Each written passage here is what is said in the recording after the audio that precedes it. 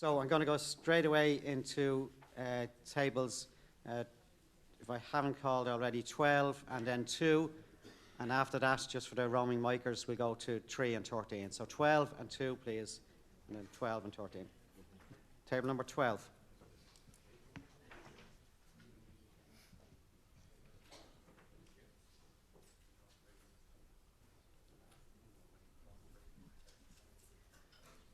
Table number 12, are you ready for a question? And if you're not, it's okay. We can come back. Or you don't. Okay. No question from table. No question. That's okay. Table number 2, please. Jesse. This is for Andrew Percy. I'm just wondering if you believe that the prevention activity should be focused on teenagers and maybe younger people, and educating them on self-regulation and the learning of self-awareness of self-regulation. How would that actually be implemented? Thank you. Very clear. And I'll come to Andrew in a second. Can I ask table number 3 while we're open?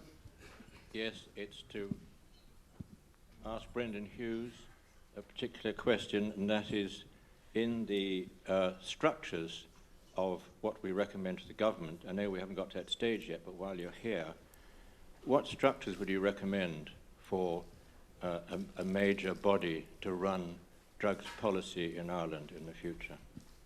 Thank you very much. So, okay, I'll go to, and we'll get more questions in shortly. Andrew, first of all, how would this issue of self-regulation work? What might be a practical way of articulating it?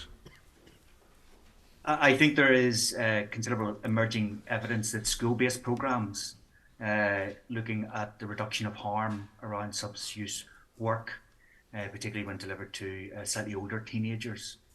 I think we've seen effective interventions, particularly in relation to alcohol, but emerging evidence now about effective interventions in relation to drug use, primarily delivered through schools, but where they seem to be most effective is where there's additional parental components, where parents are involved as well, and that there is consistent messaging at homes. One of the key things in a lot of these interventions is ensuring that parents have clear and strict rules about their teenagers' access to substances.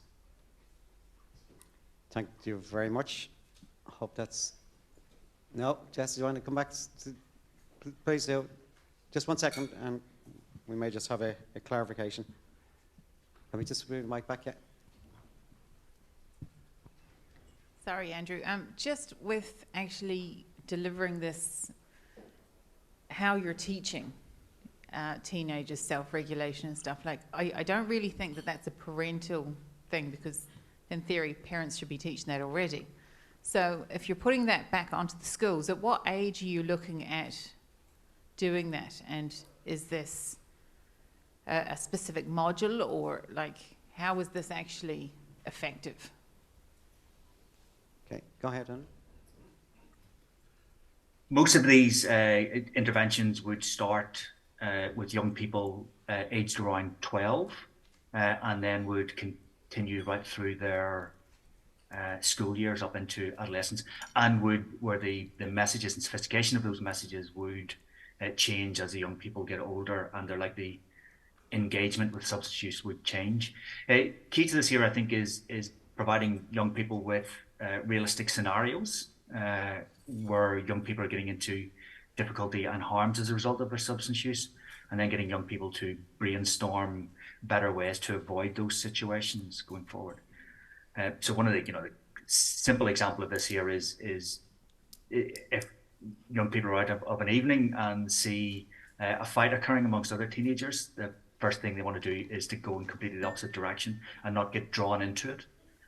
And so teaching very basic regulatory skills and giving young people opportunity to think through solutions for those situations can help them avoid the harms that are associated with learning through trial and error.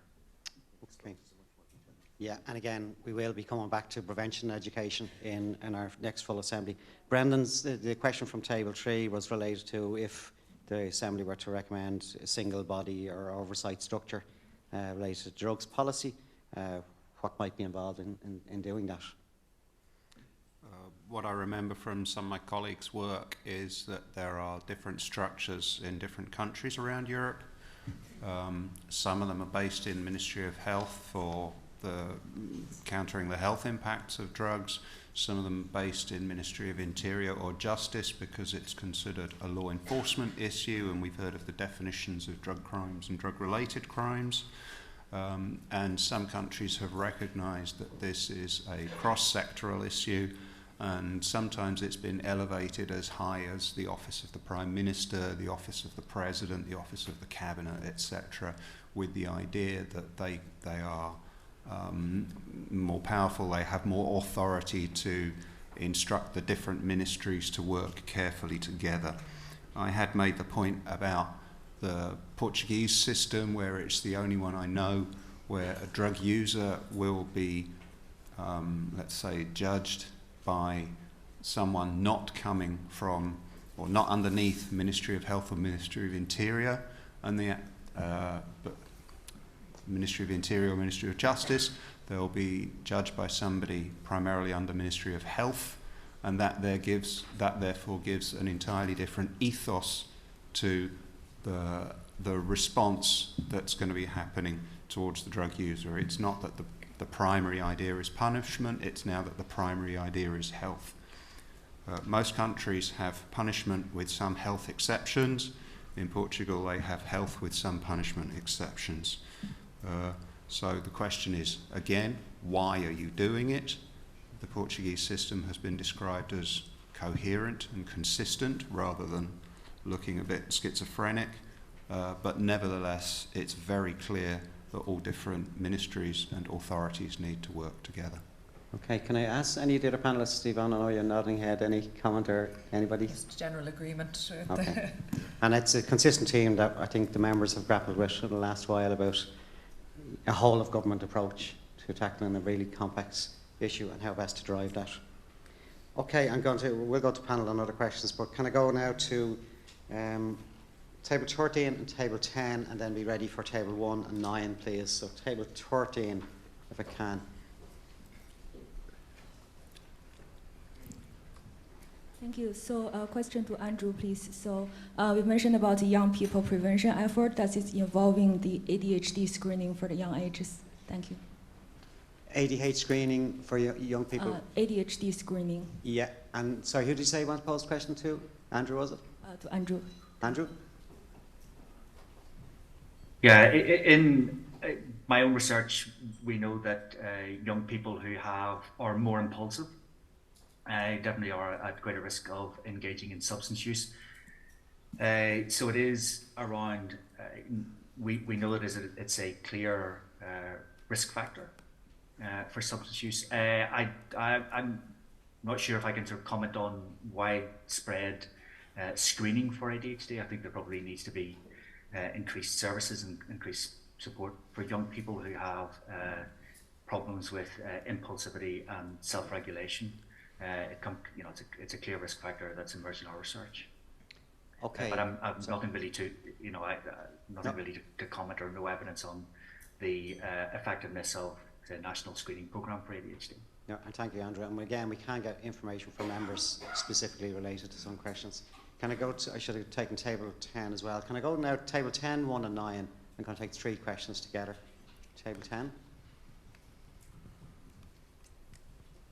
Hello, thank you all. Just a question for Andrew. So we were kind of speaking, sorry, very popular. So you were kind of speaking about parents and parental education and how everything does start at home and parents are the first educators. So I suppose we were learning that from the earlier panel that it was children or adolescents are starting to use drugs out of, let's say, more so fun and pleasure.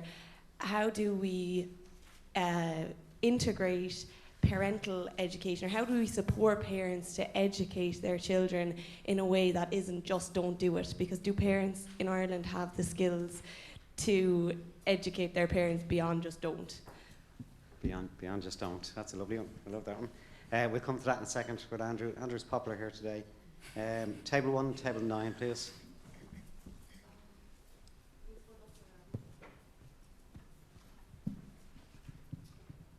So it's for Dr. James Windle.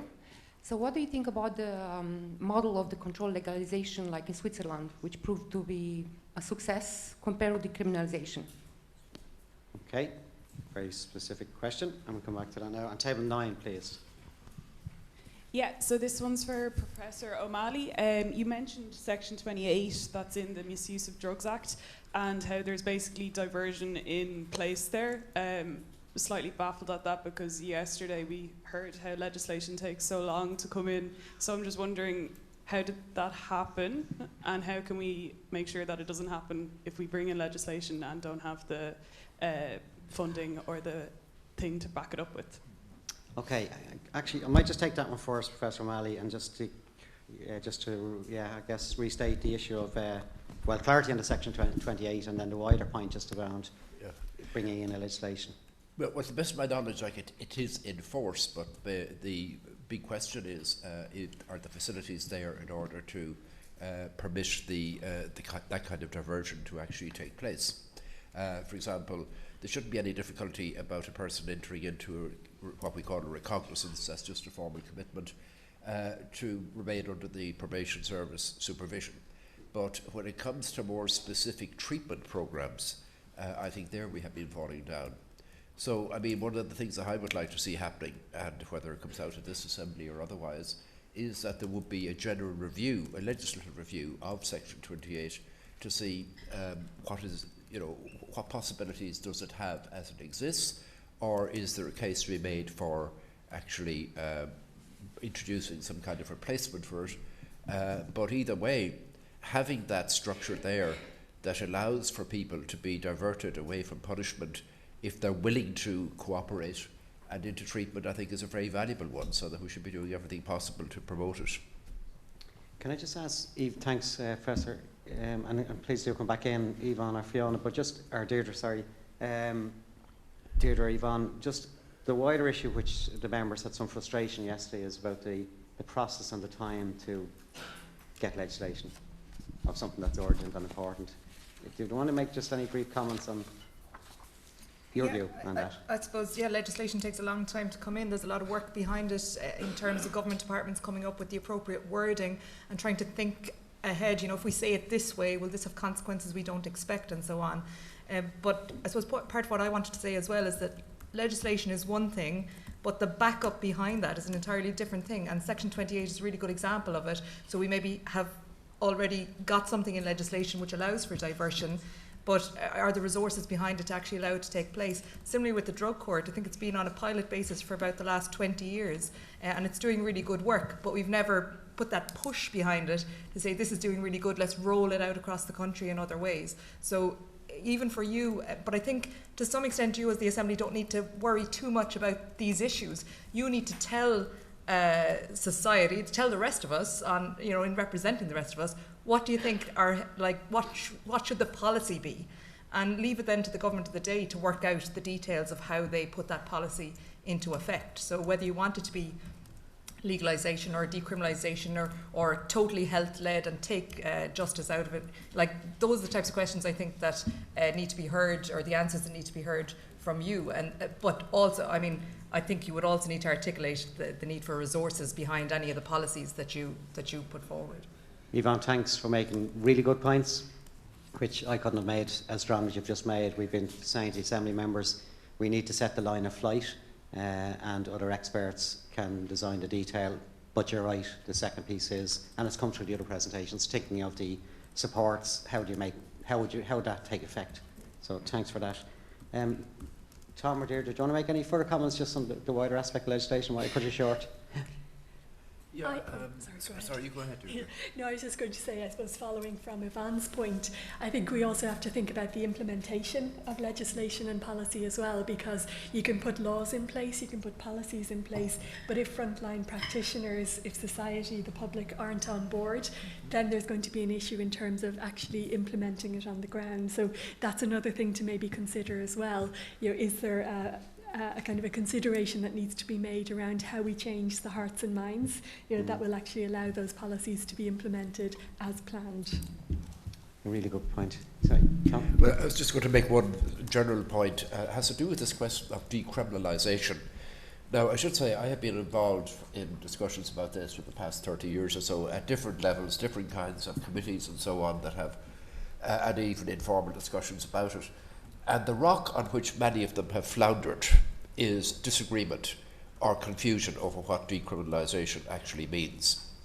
In my view, decriminalisation is about rendering conduct that is now criminal no longer criminal. In other words, quite legal. I suppose one of the reasons that we have a bit of confusion over it, it happens so seldom. Most people here, apart from myself probably, cannot recall the time when it was a crime to have a radio without a licence. If I'm not mistaken, we abolished the requirement to have a radio licence in 1972. I suppose the most obvious one is in 1993, when what we call homosexual acts between adult males, provided they were of a certain age and consenting, were decriminalised. So in other words, that meant that conduct that up until that point was criminal was no longer criminal.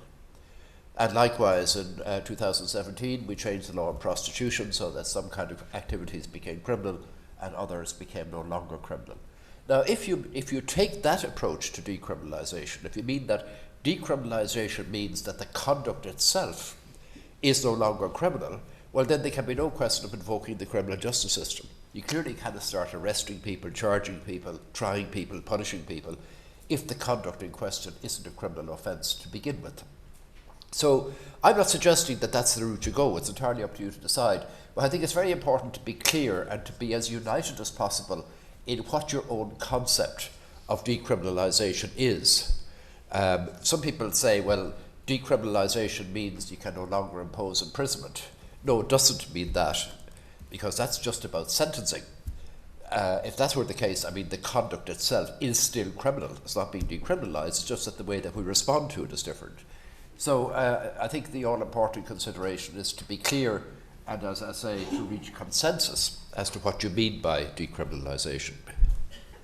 Thank you, Tom. Very clear. Can I just ask you, Professor O'Malley, while I have you just here, the issue of the difference between the Irish legal system and the Portuguese legal system in terms of how they went about it, and can you explain to us, as simply as we can understand it, the difference between our two legal systems, legal frameworks? Between the two legal systems? Portugal and... Yeah. Well, I can only take a guess in this respect. I'm not familiar with the Portuguese legal system. But it's just really the process to try and introduce legislation here, which will be similar to Portugal. Yeah. Well, there is one difference that exists between what we call a common law legal system, and European countries would be, for the most part, civil law systems. Sometimes European countries' civil law systems have what they call a civil offence. In other words, we have a pretty clear divide between criminal matters, which are dealt with by the criminal courts, by the police and the DPP and so on, and then civil matters, which are purely private disputes. Now, again, there's a little bit of overlap between them nowadays, and I think it was Yvonne who mentioned some of them in commercial areas where you can have regulatory penalties and so on. But in some continental European countries, they do have this notion of a civil sanction which can be imposed for minor offences. I don't think we have that here. So one of the things you have to remember here is that something is either in the criminal justice system or it's not. In other words, if something is criminal, it's dealt with by the criminal process, by the police, the DPP and the courts and the prisons and so on. But if it's not, it's it simply isn't a criminal matter at all. And that's really helpful, and I think it's something we might come back to again, because it's something that's been hanging in the air, the civil versus criminal. Okay, table one, which was for James, the regulatory system in Switzerland. So, The comparison between Switzerland. Yeah. So I suppose when I was preparing for the assembly, like a good academic, I went back to the literature and I read a lot of the academic literature. And I think I saw a paper on Switzerland and thought, Chanel was going to ask me about Switzerland. So I can't really argue that. I can't really answer that. They have the 4 pillars of control and Yeah. legalization. I don't know enough about Switzerland to come into, and I don't know enough about Switzerland as a country. And, in some ways we have the legislative framework, we have legalisation, but how it works will also depend on the culture of the country, will also depend on the structures in the country, the political structure, the social structures. So I don't know enough about Switzerland to be able to talk about Switzerland. I don't know enough about their policy to talk about Switzerland. I can find academic studies and see if they're useful. Look, I suppose, you know, the only thing I would say is much of the academic literature just talks about the dangers very much of commercialisation.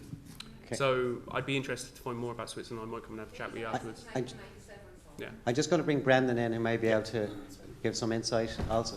Brendan, Switzerland. Yeah, I'm interested in your understanding of legalisation in Switzerland. What do you know? Can you describe it? Because it might mean different things. Can you tell me? And then maybe I can tell you a bit about it. The control legalization, you have four pillars of control legalization, and they are legalized since 1997, if you can... I don't think anybody's legalised anything in Switzerland since 1997. It's called the control legalization, four pillars of drugs. Yeah? No.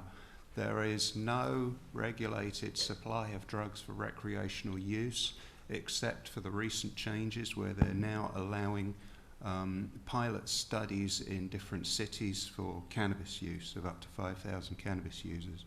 You might possibly be considering the prescription of heroin to heavy drug users. That might be what somebody has described as controlled legalisation. I did a bit of research and I already checked and seen the... when I discussed this with my Swiss colleagues, nobody has told me anything about controlled legalisation as I understand Maybe Google is wrong. I've heard it happens. Very good. Okay, sorry, back to table number 10, and Andrew, and how do you get beyond the parents just saying, don't do that? That's bold. Well, I have to caveat my answers here because I think most of my work that I've undertaken in terms of engaging parents in prevention activity has been in relation to underage drinking and alcohol consumption. But I would assume that what we would, that would be the logical starting point of engaging parents in prevention activities around substance use more broadly. And so I would make 2 points in this here. One of the first things is that we know that parents who have strict rules regarding access to alcohol consumption have teenagers that use lower levels of alcohol and engage in problematic alcohol or binge drinking less frequently than parents who are more lax in their rule setting. So one of the things we would encourage is parents to engage in strict rule settings, but without harsh or inconsistent punishment associated with that. And it's wherever parents set these rules, teenagers will push against them. So we encourage parents to set quite strict rules.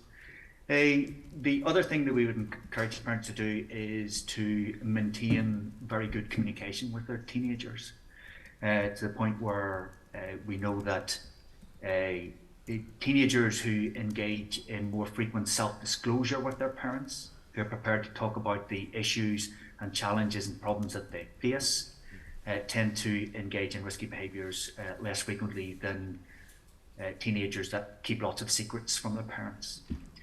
So this is not to do with parental monitoring or parents trying to keep an eye on their kids. It's just maintaining good, open communications where if young people are getting into any difficulties or problems, that they feel free to be able to come and speak to their parents.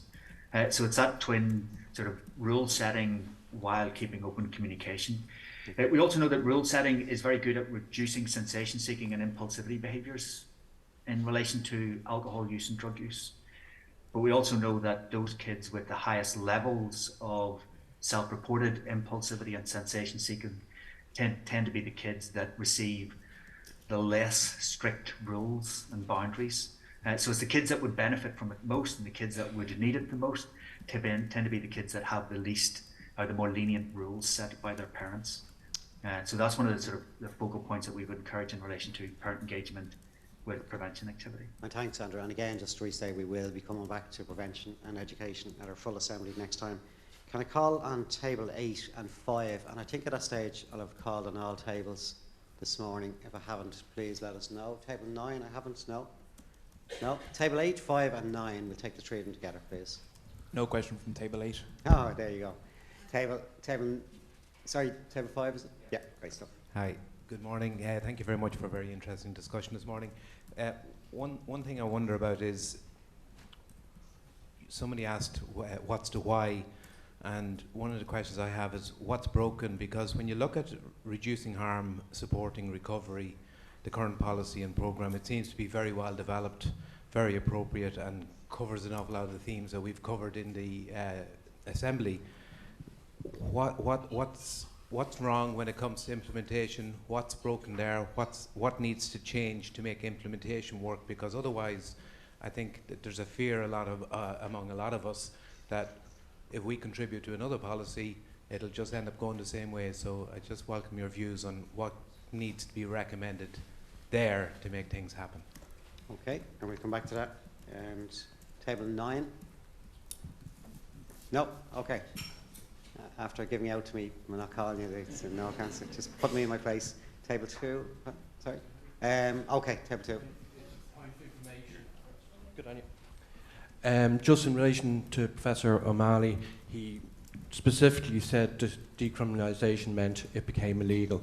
The document here is telling us this remains illegal. Can we get clarity on that?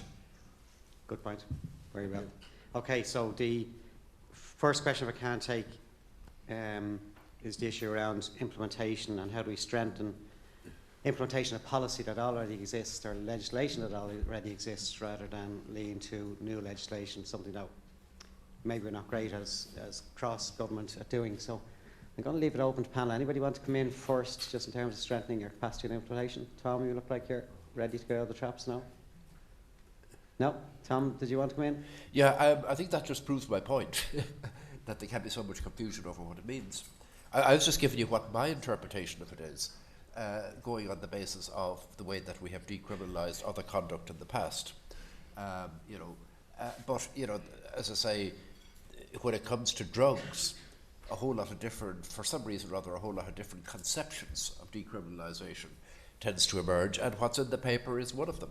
What's in the paper is one of them. All I'm saying is, I'm totally agnostic as to what you recommend, but I'm just afraid that people may sometimes be acting at cross purposes, because when some people talk about decriminalisation, they may be talking about what I have just described. In other cases, they may be talking about, as I say, keeping the conduct criminal but having lesser penalties or something like that. It's just a question of being united as to what exactly you want, or to have clear consensus as to what exactly you mean by decriminalisation. And sorry, I know we're focusing on the point of clarification here, which is good. Brendan, do you want to come in there? Just next one. I've tried to define that word across 30 different legal systems for 10 years. I gave up. Yeah. I've written what you have in the document, but different countries do it in different ways according to their different legal systems, which I think is the point that Tom is also making. And as he said, many of the continental countries have a system of administrative offences. I was just talking with Yvonne here. If you remember briefly in her presentation, she mentioned environmental crimes, regulatory crimes. Our video describes it as parking offences. You do have ways of defining offences and giving penalties without them being criminal. The point is you need to find a way that works in Ireland under the Irish legal system. And I'm not sure that you do need to find that. If you give this definition that you would like to go that way, then it will be up to the legislators. People say, oh, but we don't want to give a criminal record. Well, sometimes countries have changed the law. I think it was Malta changed the law and said, please note the fact that we are completely changing our law on cannabis absolutely does not mean it's decriminalised. Greece said you can have up to 3 months in prison for the offence, but that will not be written on your criminal record. Bizarre, but that's what they passed. You have laws, you have regulations, you have constitution. All of them can be changed. Design what you want. Do you want the person to have a record or not? Do you want the police to have powers or not? Do you want extra penalties for recidivism or not? My plea is don't get hung up on this word, which means so many different things to so many different people. I come back to my original presentation. Why? Why are you doing this? What are the harms you are trying to reduce? If you are trying to reduce the harms with the contact from the criminal justice system, which is what we've heard, then you will need to design or request a system which reduces those harms, perhaps by not giving a criminal record. If you would like to do something which still has an element of penalties, you have some systems in Ireland of giving penalties without giving a criminal record. Let's say, please can we have one of those for drugs? Not up to you to design it perfectly, up to the legislature. I would say stay away from the word, because it means so many different things to so many different people, and think what you want. Why are you here, and what direction you want to go in. It's really good.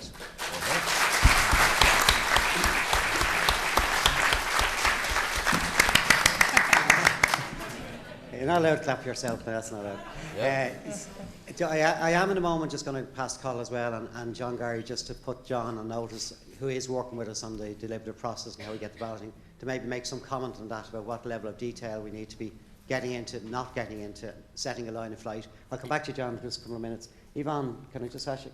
I was going to go to the other question. Yeah, I'll come back to that. I'm conscious we didn't, and I will come back to that. So maybe, Paul, do you want to make a comment, and then James wants to go. Well, first of all, thank you to all the legal panel who have been extremely helpful to us in framing that discussion paper that we circulated. I think the point Brendan just made has really summed up, and the point that Tom has made, is the confusion and the different interpretations that come when somebody speaks about legalisation. So, for example, the interaction from Table 1 with the table here on different concepts of what we mean or don't mean by legalisation, and similarly decriminalisation. The terminology can be defined so many different ways, it's really impossible to have a discussion about what a Citizens' Assembly might want to recommend when you're discussing it in the terms of decriminalising or legalising. So the point that Brendan made couldn't have been better timed and argued, which is focus on the questions and, as Paul has said, the directions of travel that you want this country, that you want to recommend this country go in. So it's questions around objectives, and that's the working document tries to tease this out. What we will do after the facilitated workshop that you're just about to engage in is take away your worksheets, which we're asking you to fill in with your own thoughts and reflections.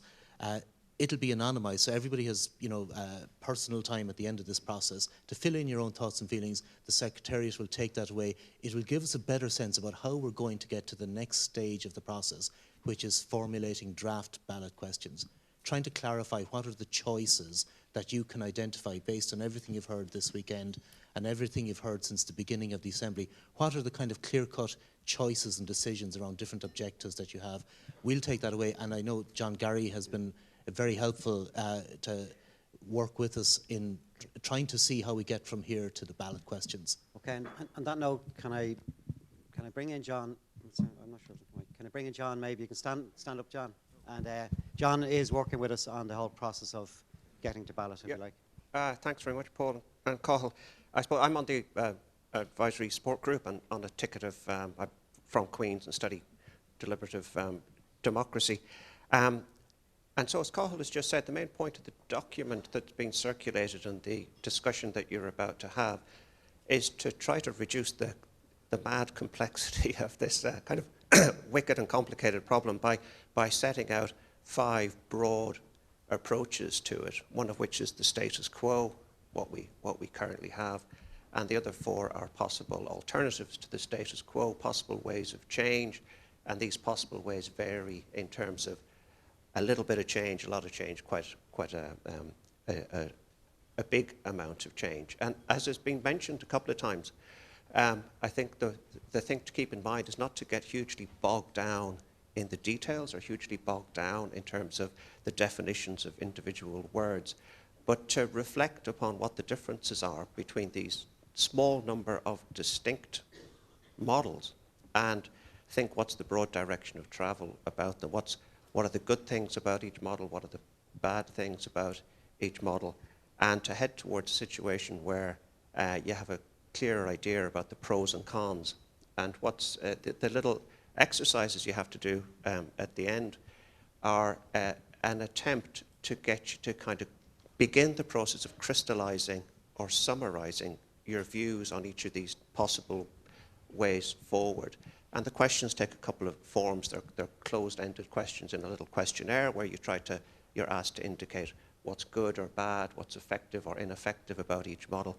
But also importantly, there's open-ended questions where you're simply invited to write down in a couple of sentences, what do you think of this way of going on? What's good about it? What's bad about it? And the point of these exercises today is not to come up with a definitive answer or to say that these different set of models are the end game, the definitive only options in town, but to begin the process of trying to make summary sense of great complexity and get your thoughts on 5 different things. Thank you, John, and that's very timely. Thank you, John, that's very timely. I'm really conscious, and I'm under warnings, not to eat into your important time at the tables now. We're just moved 1 minute into it. But before I do, and I'm conscious of the last question that was asked from table 5, but Yvonne, do you want to make one quick comment to that? What I will say, in case I forget, all of the panellists will be here with us during your workshop at their table, so they can come over to a table in particular, obviously difficult for Andrew, but they can come over to a table, not an open session, but if you want any further advice or input. So, Yvonne, just I have 2 quick things to say. The first, in relation to the implementation and so on, I think part of the problem has been that we as a country haven't specifically decided whether we want this to be a health-led approach or a criminal justice-led approach. We've kind of let it all fall between the ways. We started with a criminal justice approach and then we said, oh, diversion might be good. So there's kind of pockets of really good things happening all around the place. But there's some momentum now by the existence of the Assembly to say, let's get clear on this and have one clear strategy that everyone is rowing in behind. And I do think there's the need for then a body at the top who is responsible for rolling all of this out, which is not necessarily a justice or health or whatever, just one body that's dealing with drugs. Because someone mentioned earlier, there's lots of really good community groups and so on, but if they were all tied up together a little bit more and great things that are happening were properly resourced and funded across the country, that we could replicate what's happening well in places. But that sort of strategic narrative lead is necessary, and I think that your work can be a part of that. Just while I have the floor, I just want to make one point about the justice-led experience, and particularly in relation to stop and search. There was a couple of comments yesterday in relation to the Garda powers around stop and search, and that almost suggesting that the guards would be lost without the stop and search powers they have to check if somebody, where they have reasonable suspicion that somebody is in possession. And obviously, if you were to remove possession of cannabis, let's say, as an offence, they wouldn't then have the power to stop and search you for something which wasn't illegal if you were to go down that route. But I just wanted to mention the Gardaí do have other stop and search powers if they believe that someone, for example, is carrying an offensive weapon or is in possession of stolen property or something like that. They have the grounds to stop and search somebody on the spot for that. And if the Gardaí at some point want to make an argument that they need additional stop and search powers, that's sort of a separate issue to whether the stop and search powers that they currently have need to be kept in place. And so I just want to make that point in the sense that that's a low down issue that you might be worried about, whereas it's the higher level issues that I think we need your strategic leadership on this for the country to row in behind it then. Thanks. Okay. Yvonne, thank you very much, and they were really 2 important points at the end. And can I just thank our panel.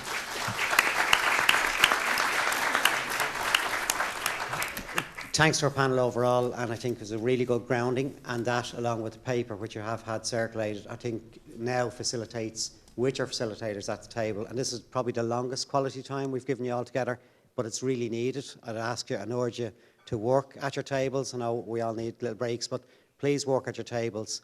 It's an important piece, and as I said yesterday, we're not looking for consensus. We're not looking for a unified position at a table. We're looking for diverse views. We're looking for debate. We're looking for discussion. And we'll start moving towards later, as John said, a process to start collate and ultimately ballot. So let's keep the diverse views. Let's keep the discussion. And best of luck in the next session. Over to your facilitators. Thank you.